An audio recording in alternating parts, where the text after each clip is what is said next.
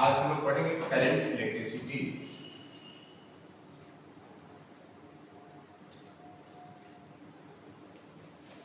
Current electricity में क्या होता है कि सबसे पहले जब हम लोग करंट का डेफिनेशन की बात करते हैं तो क्लास 10 में हम लोग पढ़ चुके होते हैं कि करंट क्या होता है, लेकिन बहुत बेसिक लेवल पे पढ़े होते हैं।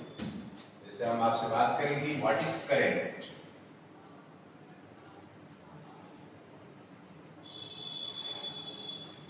तो हम लोग बोलेंगे time rate of change of charge is called current. Time rate of change of charge is called current, या इसको अदर वर्ड्स में हम बोल सकते हैं rate of change of charge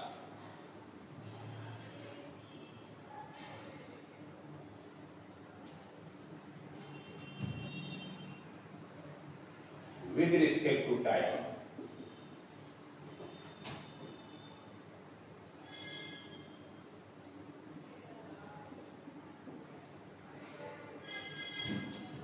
is called current।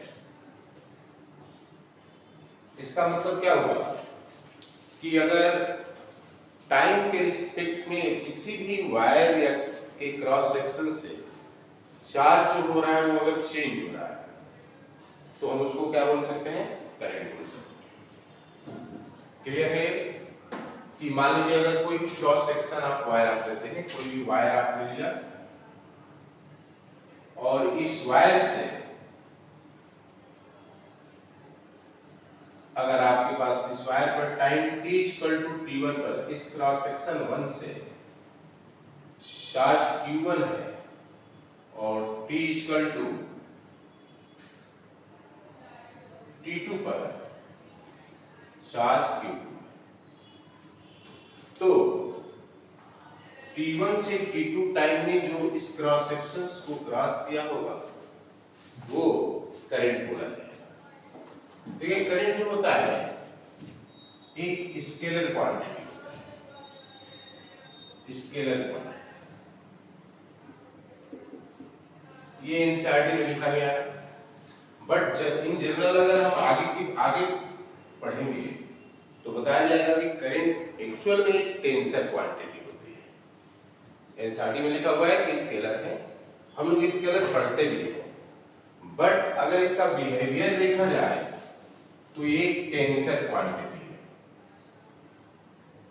Tensor, जैसा कि आपको अवेयर होंगे कि टेंसर क्या होता है, ऐसी क्वांटिटी जिसके पास मैग्नीट्यूड और डायरेक्शन, बट ये एडिशन के अलजेब्रिक मेथड को फॉलो करता है, ये वेक्टर मेथड को फॉलो नहीं करता है, उसको हम टेंसर बोलते हैं। मैग्नीट्यूड भी है, डायरेक्शन भी है, but it does not follows the vector addition method, तो वह आपकी टेंसर क्वांटिटी होती है। अब बात करते हैं कि टाइप्स ऑफ करंट। करंट कितने टाइप्स के होते हैं, तो देखिए करंट 2 टाइप्स के होते हैं। टाइप्स ऑफ करंट की जब बात करेंगे, टाइप्स ऑफ करंट,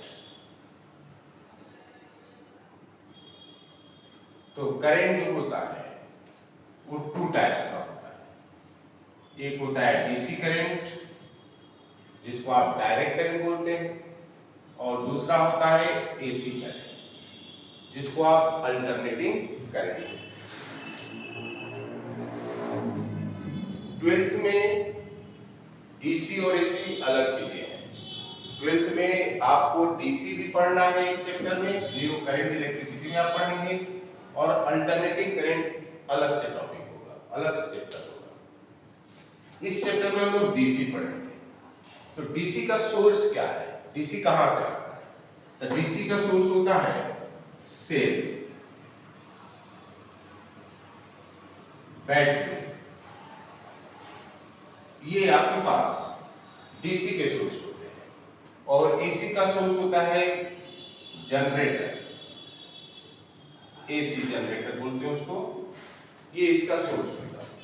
मतलब डीसी का जो सोर्स है वो सेल और बैटरी है, और एसी का सोर्स एसी जनरेटर। सोर्स का मतलब जहां से वो करंट पाया जाता है। अब बात करेंगे हम लोग इतनी बात के बाद कि यूनिट क्या होता है करंट का, मतलब करंट को हम किस चीज में मेजर करते हैं। तो करंट का जो यूनिट होता है, यूनिट ऑफ करंट, वो होता है एम्पियर। जनरली हम लोग माइक्रो एम्पियर में डील करते हैं, ठीक है। Micro ampere, milli ampere, ampere एक बड़ी यूनिट होती है, ठीक है। इसको नोट डाउन कर ले, ध्यान से करेंगे। ये भी डिफिनेशन आप लिख सकते हैं, time rate of change of charge installed current, या rate of change of charge with respect to time. Scalar quantity होती है, ये टू टाइप्स का होता है, एसी और डीसी। डीसी का जो सोर्स होता है सेल और बैटरी होता है, एसी का सोर्स जो होता है वो जनरेटर होता है। यूनिट करंट का एम्पियर होता है। ये जनरल चीज हो गया। लेकिन इसमें जो हम लोग आगे बढ़ते हैं, तो कोई भी करंट जो अगर फ्लो करेगा, मतलब कोई भी चार्ज चलेगा, चार्ज के चलने से, चार्ज के मोशन करने से करंट आ रहा है। आप देख रहे हो कि चार्ज अगर मोशन कर रहा है टाइम के रिस्पेक्ट में, तो वहां करंट आता है। ये जस्ट लाइक काइनेमेटिक्स की तरह है, वन डायमेंशनल मोशन जो लोगों ने पढ़ा था उसी की तरह है। वहां पे हम लोग किसी पार्टिकल के बारे में, किसी बॉडी के बारे में बात करते थे, यहाँ सिर्फ चार्ज के बारे में बात करते हैं। अब देखिए, अगर कोई चार्ज चलेगा तो करंट आएगा। इसका मतलब चार्ज के मोशन के लिए हमको एक पाथ चाहिए होता है कि चार्ज चलेगा कहां।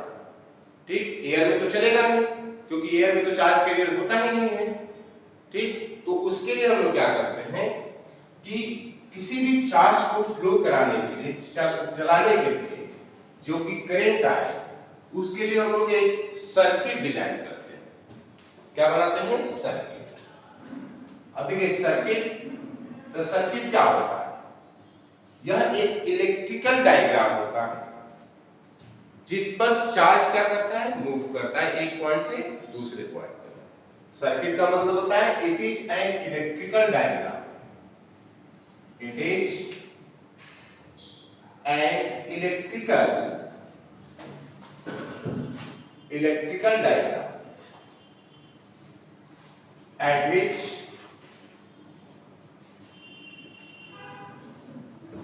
charge can move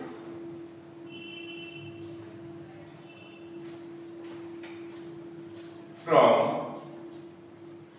one point to other। यह एक इलेक्ट्रिकल डायग्राम होता है जिसमें चार्ज एक पॉइंट से दूसरे पॉइंट तक मूव करता है। अब देखिए सर्किट जो होता है वो टू टाइप्स का होता है। टाइप्स ऑफ सर्किट,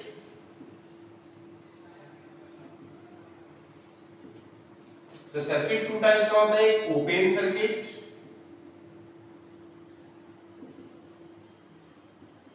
और दूसरा होता है क्लोज सर्किट।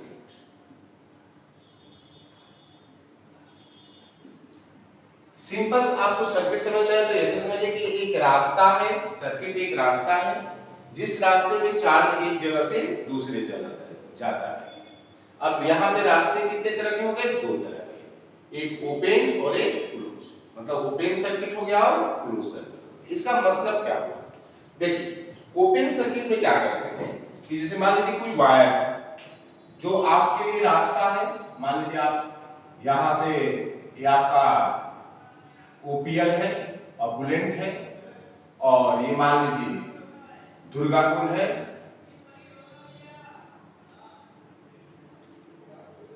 तो ओपीएल से दुर्गाकुंड या दुर्गाकुंड से ओपीएल अगर आप आना है तो आपके लिए एक रास्ता बना। वही रास्ता को हम लोग यहाँ पर सर्किट में वायर से, जिस पर चार्ज मूव करता है। ये रास्ता है जिस पर हम सब मूव करते हैं, और ये वायर है जिस पर चार्ज क्या करता है? मूव करता है एक पॉइंट से दूसरे पॉइंट।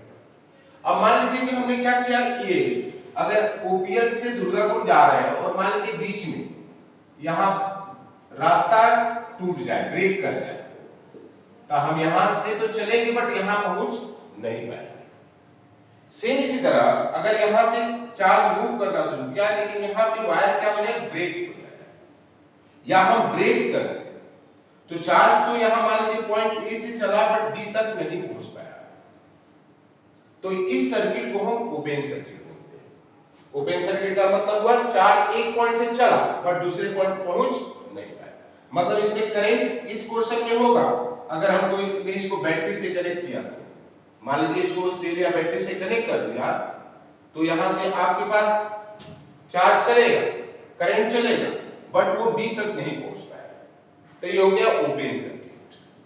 और ये आपके पास क्या होता है कि यहां पर एक पॉइंट हो गया, बी पॉइंट हो गया, अगर आपने इसको कनेक्ट किया बैटरी से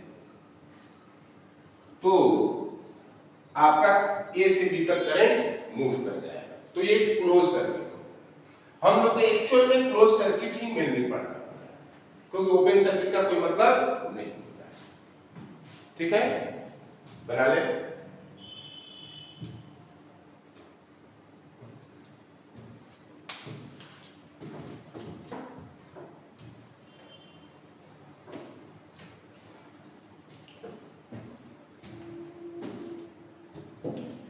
हो गया, ठीक है। अब देखिए और बात करते हैं, जैसे हमने बोला कि सर्किट एक रास्ता है, भाई एक पाथ है जिस पर चार्ज मूव करता है, तो कोई भी पाथ बनाने के लिए, कोई भी अगर आपको पाथ बनाना है, कोई रास्ता बनाना है, तो कुछ चीजों की आपको रिक्वायरमेंट होती है, कुछ चीजें आपको चाहिए वो रास्ता बनाने के लिए। तो जो सर्किट बनाने के लिए जो चीजें चाहिए, जो आपको जरूरत पड़ेगी डिजाइन करने के लिए, उसको हम बोलते हैं element of electric circuit. Element of circuit, जैसे भाई रास्ता बनाना है आप लोग को, तो रास्ता बनाने के लिए तो भाई चाहिए ना, गिट्टी चाहिए, बालू चाहिए, डामर चाहिए, बहुत सारी चीजें चाहिए रास्ता बनाने के लिए। उसी तरह सर्किट बनाने के लिए भी आपको कुछ चीजों की जरूरत पड़ती है, उसको हम बोलते हैं element of circuit.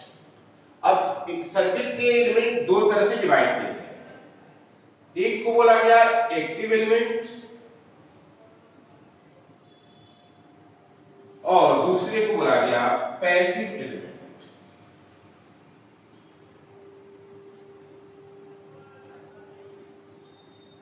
Active element और पैसिव। एक्टिव एलिमेंट क्या होता है? ऐसा एलिमेंट जो सर्किट को एनर्जी प्रोवाइड करे, it supply the electrical energy to the circuit, मतलब ऐसा एलिमेंट सर्किट का जो सर्किट को एनर्जी सप्लाई करे, उसको हम एक्टिव एलिमेंट बोलते हैं।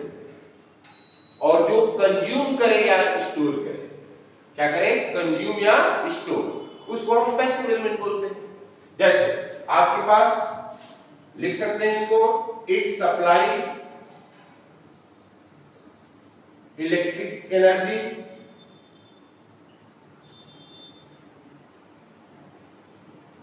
टू द सर्किट, मतलब ऐसा एलिमेंट जो सर्किट को इलेक्ट्रिक एनर्जी क्या करे, सप्लाई करे। और ऐसा एलिमेंट जो इट या तो कंज्यूम करे या तो स्टोर करे, मतलब इट कंज्यूम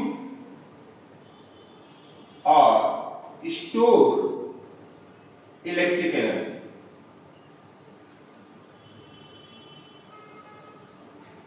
दो तरह के एलिमेंट हुए, पैसिव और एक्टिव। पैसिव क्या करता है भाई, या तो कंज्यूम करता है एनर्जी को या तो स्टोर करता है।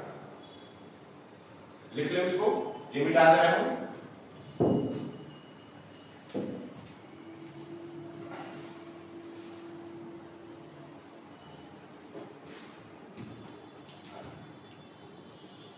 हो गया, चलो अब देखिए हम लोग एलिमेंट की बात करेंगे, सर्किट डिजाइन करेंगे, तब तो करंट की बात शुरू होगी। तो देखिए हमने बोला कि हमको कोई भी सर्किट डिजाइन करने के लिए दो करंट की जरूरत पड़ती है, दो एलिमेंट की जरूरत पड़ती है, एक एक्टिव की और एक पैसिव की। तो एलिमेंट आपका जो हुआ ये दो तरह का चाहिए आपको, एक एक्टिव एलिमेंट, एक एक्टिव हो गया, और दूसरा आपके पास पैसिव हो गया। ये आपके सर्किट को एनर्जी देगा और ये या तो कंज्यूम करेगा तो या तो स्टोर करेगा। तो एक्टिव एलिमेंट टोटल हमारे पास 3 तरह के हैं जो आपको मैंने सोर्सेज बताए थे। पहला हो सकता है आपके पास सेल, दूसरा हो सकता है बैटरी और तीसरा हो सकता है जनरेटर। डीसी जनरेटर भी आता है, जनरेटर। 3 आपके एक्टिव एलिमेंट हो गए जो सर्किट को एनर्जी देंगे और 3 पैसिव एलिमेंट होते हैं। पहला होता है रेजिस्टर, दूसरा होता है आपके पास कैपेसिटर और तीसरा होता है आपके पास इंडक्टर।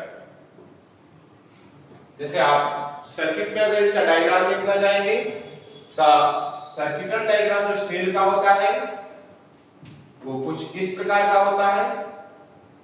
2 लाइन खींच देते हैं, एक बड़ा और एक छोटा। बड़ा प्लस होता है, छोटा माइनस होता है। बैटरी देखेंगे तो बैटरी क्या होता है? It is the combination of cells, मतलब कुछ इस प्रकार से। ये बैटरी हो गया और जनरेटर कुछ इस प्रकार का। इसको गैल्वेनोमीटर नहीं समझना है, ये जनरेटर। अगर इसके सर्किट डायग्राम की बात करेंगे तो रजिस्टर का सर्किट डायग्राम कुछ ऐसा होता है।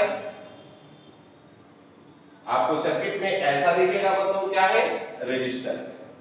अगर आपको ऐसा सर्किट में दिखेगा, दोनों लाइन बराबर होती है ये, तो ये कैपेसिटर है। इसको C से डिनोट किया जाता है, रजिस्टर को R से। और ऐसा कुछ दिखेगा आपको तो ये आपका इंडक्टर है जिसको हम L से डिनोट करते हैं। मतलब इसका ये हुआ, ये इंडक्टर जनरली हम लोग AC में पढ़ते हैं, आपको DC में इसकी जरूरत नहीं पड़ती है। सबकी प्रॉपर्टी के बारे में जानेंगे तो आपको समझ में आ जाएगा कि इंडक्टर को हम लोग DC में क्यों नहीं पढ़ते हैं, AC में क्यों पढ़ते हैं। तो देखिए हर एक एलिमेंट जो है इसकी अपनी एक प्रॉपर्टी है। जैसे आप रजिस्टर लगाना चाहते हैं तो भाई रजिस्टर क्यों लगाना है? सबसे बड़ी बात है कि कोई भी डिजाइन बनाना है, कोई भी डायग्राम बनाना है, कुछ भी करना है, तो पहले आप कोई भी काम कर रहे हैं तो पहले आपको ये सोचना है कि ये काम करना क्यों है। जब ये सोचेंगे कि नहीं भाई ये करना क्यों है, तब आपके दिमाग में कोई रीजन होगा, या होगा नहीं तो आएगा कि हाँ इसलिए करना है। तो उस प्रॉपर्टी के अकॉर्डिंग आप डिसाइड करते हैं। उस कोई भी सामान, जैसे मान लीजिए आपको शर्ट खरीदना है, तो शर्ट क्यों खरीदना है? तो उसकी जरूरत होगी, आपको समझ में आएगा तो खरीदना है। उसी तरह रजिस्टर, कोई भी आप जीवन में, कोई भी अपने लाइफ में कोई भी काम करेंगे तो उसके पीछे आपके क्यों लगाना जरूरी है। क्यों लगाएंगे? इसका मतलब आपको एक सॉलिड रीजन मिलता है कि आपको डॉक्टर बनना है। तो डॉक्टर क्यों बनना है? क्या केवल पैसा कमाने के लिए डॉक्टर बनना है? आईटीएस बनना है तो क्या केवल आईटीएस किस लिए बनना है? तो उसी तरह रजिस्टर लगाना है तो क्यों लगाना है, रीजन क्या है? तो इसलिए लगाया जाता है रजिस्टर क्योंकि इस रजिस्टर की प्रॉपर्टी है कि ये करंट के फ्लो का अप्रोच करता है। मतलब क्या हुआ कि मान लीजिए कहीं से 10 एम्पीयर करंट आ रहा है और आपने उसके बीच में कोई ऐसा अप्लायंसेस लगाया है, कुछ ऐसा इक्विपमेंट्स लगाया है जिसको 8 एम्पीयर ही करंट चाहिए, तो 2 एम्पीयर जो करंट है उसको कंज्यूम करने के लिए, उसके फ्लो को रोकने के लिए, उसको 8 एम्पीयर बनाने के लिए जो इक्विपमेंट की जरूरत पड़ती है वो रजिस्टर होता है। मतलब रजिस्टर एक ऐसा डिवाइस है जो करंट के फ्लो का अपोज करता है। कैपेसिटर क्या होता है? तो ये एनर्जी को स्टोर भी करता है और कंज्यूम भी करता है और ये वोल्टेज फ्लक्चुएशन को रोकता है।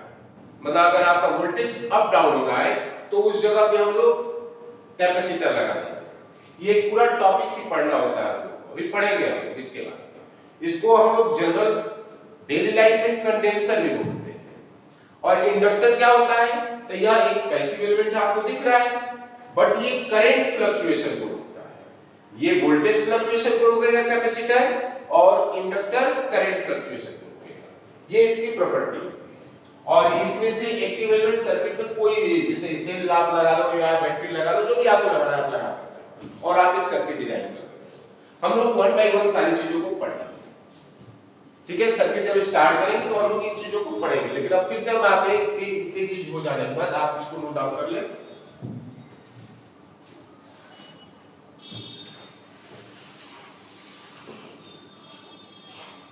हाँ हो गया।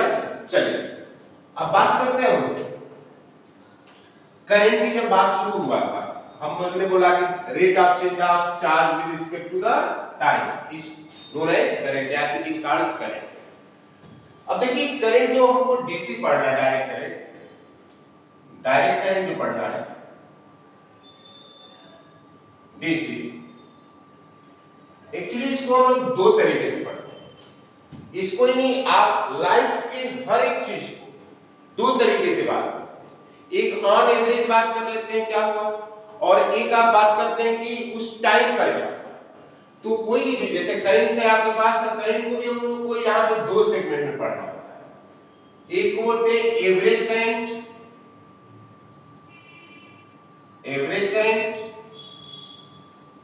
और एक को बोलते हैं इंस्टेंटेनियस करंट।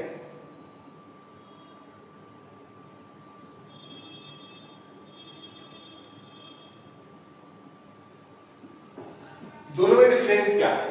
तो ये केवल करंट के लिए नहीं, हर चीज के लिए। जैसे मान लीजिए आपको से मैं बात करता हूं, मान लीजिए आप अभी 17-18 साल के हैं, और मान लीजिए 18 साल में आपसे ये मैं पूछता हूं कि आप जीरो जब पैदा हुए थे, जब आप पैदा हुए थे और आज 18 साल के, तो इस पूरे ड्यूरेशन में आपने क्या क्या किया? मतलब मैंने 0 से 18 के बीच में आपसे बात कर रहा हूं कि इस पूरे ड्यूरेशन में आपने क्या किया। तो आप बोलेंगे भाई सोया, खाना खाया, कूदा, खेला, पढ़ा, बड़ा हो गया, पहला क्लास में पढ़ा, दूसरा एबीसीडी सीखा, बहुत सारी चीजें आप बताए जो कि आपको याद है। तो ये आपका एवरेज लाइफ है कि पूरे टाइम ड्यूरेशन में मैंने बात किया, आपके पूरे वर्क का कि आपने क्या किया, मतलब total work upon total time आपने डाला, जो आपने वर्क किया, जो आपने पूरी लाइफ 0 से 18 साल के बीच में किया, वो एक एवरेज आपने मुझे बताया। लेकिन अगर मैं आपसे यही क्वेश्चन ऐसे पूछता हूं कि जब आप 16 साल के थे और उस समय 28 मई को दोपहर में 1:15 पे क्या कर रहे हैं, तो शायद आपको याद हो। क्यों आपको याद ना हो? क्योंकि मैंने पूरी आपके 18 साल की लाइफ में से एक किसी पार्टिकुलर इंस्टेंट को निकाल लिया, एक पार्टिकुलर क्षण को निकाल लिया, और उस टाइम की मैं बात करने लगा, जो कि आपको भी नहीं याद है, शायद मुझे भी नहीं याद है, शायद एक्चुअल में मुझे नहीं याद है कि मैं कब क्या कर रहा था, अगर एक टाइम की बात करें। बाकी आप समझदार हैं। तो देखिए जो इंस्टेंट की बात किया मैंने, किसी एक क्षण की, उसको इंस्टेंटेनियस बोलते हैं।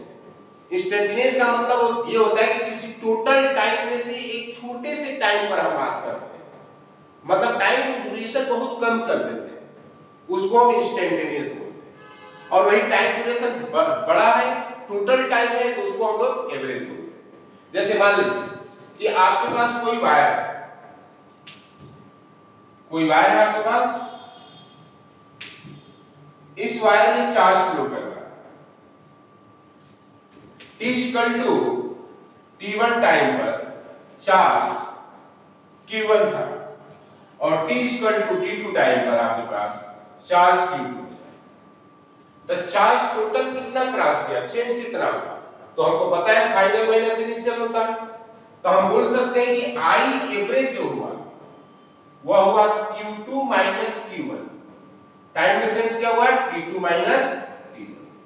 इसको हम लोग ऐसे भी लिख सकते हैं, total charge flow upon total time. ये आपका एवरेज हुआ। मैंने बोला था कि पूरे टाइम की बात करेंगे आप तो आपके पास एवरेज हो जाएगा। तो आई एवरेज हो गया total charge upon total time. लेकिन अगर इसी को इंस्टेंटेनियस में मैं बात करूं तो आप लिखेंगे I q2 माइनस q1 को आप लिख सकते हैं डेल्टा q, और t2 माइनस t1 को लिख सकते हैं डेल्टा t।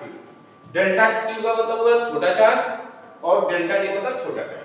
लेकिन अब इस टाइम को मैं और छोटा कर दूं तो मैं लिखूंगा I instantaneous equal to limit delta t tends to 0, मतलब टाइम को एकदम छोटा कर दे, 0 के बराबर कर दे, 0 नहीं किया, 0 के बराबर कर दे, तो लिख सकता हूं इसको delta q by delta t को मैं लिख सकता हूं dq बाई dt।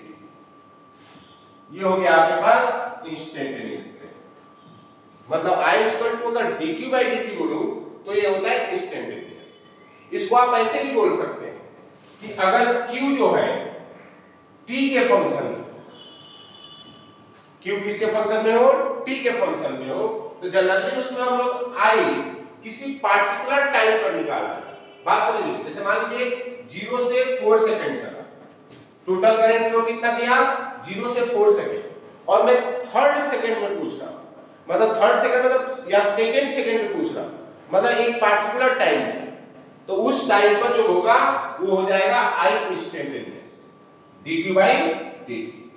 लेकिन अगर q जो है t के फंक्शन है और मैं टोटल टाइम 0 से 4 में पूछूं तो उस समय एवरेज होता है। मतलब टोटल ऐसा नहीं है कि q अगर t के फंक्शन में और dq बाई dt आपने कर दिया तो आपके पास वो चीजें होगा इंस्टेंटेनियस हो जाएगा। मैं आपसे ये बोल रहा हूं I instantaneous dq by dt आपको करना है और पार्टिकुलर टाइम यहां पे डालेंगे तो क्या होगा आपके पास इंस्टेंटेनियस होगा। ये डिसाइड नहीं करेगा कि t के फंक्शन में और ऐसे ही कर दिया आपने तो हो जाएगा। मतलब dq बाई dt अगर करेंगे आप तो आपके पास इंस्टेंटेनियस करंट है। लेकिन अगर q t का फंक्शन और आपको उस समय I एवरेज पूछ दिया जाए तब क्या करेंगे भाई? तो हमेशा याद रखें इस चीज के लिए कि अगर कोई किसी का फंक्शन है, जैसे मान लीजिए y x का फंक्शन और आपको y का एवरेज वैल्यू निकालना है, तो आपको उस फंक्शन को उसी में इंटीग्रेट करना है। जैसे y x का फंक्शन है तो y को आपने इंटीग्रेट किया x, y dx divided by आपको लिखना है उसी dx को, तो ये आपके पास एवरेज वैल्यू है। मतलब जिस भी फंक्शन का एवरेज आपको निकालना है उस फंक्शन को आपको उसी में इंटीग्रेट करना है एंड डिवाइडेड बाय उसको, जैसे वहां dx है तो y dx upon integration of dx। ये हमेशा याद रखें, ये है स्टेप में रखें। जैसे आपको एक दो एग्जांपल भी सिखाएंगे, अभी समझाएंगे, इसको नोट डाउन कर लीजिए पहले।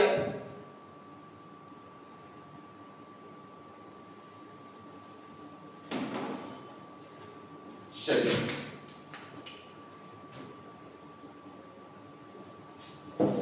अब जैसे हम लोग बात करते हैं, देखिए कैसे भाई, तो यहां पे हम बोलेंगे आपसे कि q equal to T square plus 4t minus 2 है।